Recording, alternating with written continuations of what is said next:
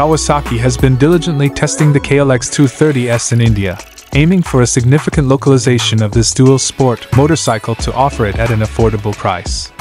The 2024 model promises to be slightly more capable than its predecessor, making it a compelling choice for riders.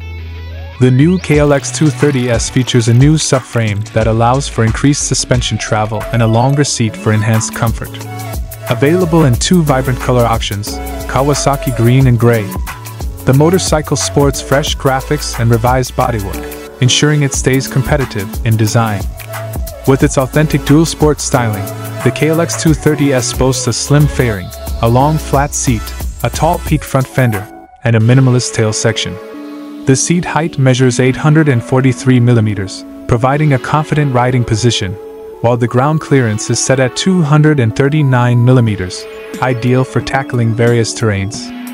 Mechanically, the 2024 KLX 230S remains consistent with its predecessor, powered by a reliable 233cc single-cylinder, air-cooled engine that generates 19.73 brake horsepower at 8,000 RPM and peak torque of 20.3 Nm at 6,000 RPM. This engine is paired with a 6-speed gearbox for smooth gear transitions. The motorcycle rides on 21-inch front and 18-inch rear wire spoke wheels, equipped with dual-purpose knobby tires for versatility.